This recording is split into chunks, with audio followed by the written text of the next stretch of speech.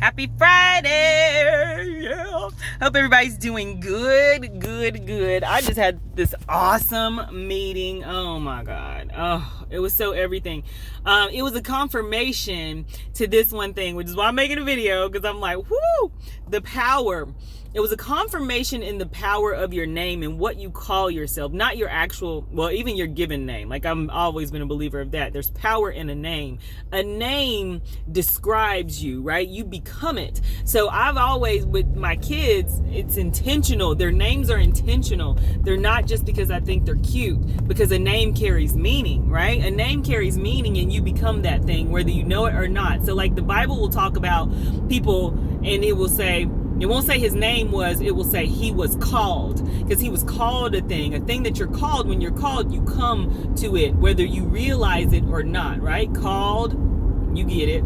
Okay, so when someone calls a person stupid for years and years of their life, oh, he's so stupid. You know, he probably acts stupid, not because he's stupid, but because he's been called that for so long, he believes somewhere in him that he should behave that way.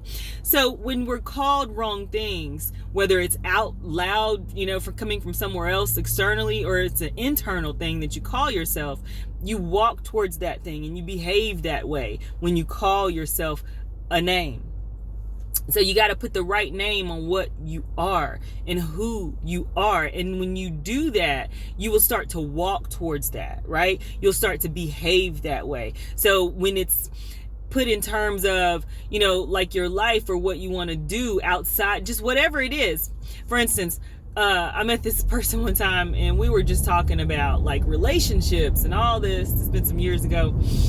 And he was like, you know, if I'm called to be a husband, then that's what I want to become. Ooh, and I was like, what? I never thought of even being a wife or a husband as a thing that you're called to. But it's a ministry and it's a thing of its own, right? So like, he had to change his thinking to say, if I'm called to be a husband, I gotta become that and walk towards that so that I can be it and show up as I should, right? I just don't jump into that role and become it. Like, it just doesn't happen that way. Like, I have to be called to it and walk towards it, and then I'll become along the way. And everything else in our life is the same. So I'm just charging you and sharing that with you because this person and I both kind of had some struggle business-wise in terminology and what we were calling ourselves, and we were calling ourselves wrong things. So it was putting limitations on how we show up, right? Because we were capping off our potential just by the name and the titles in which we were calling ourselves, right? So we have to remove that.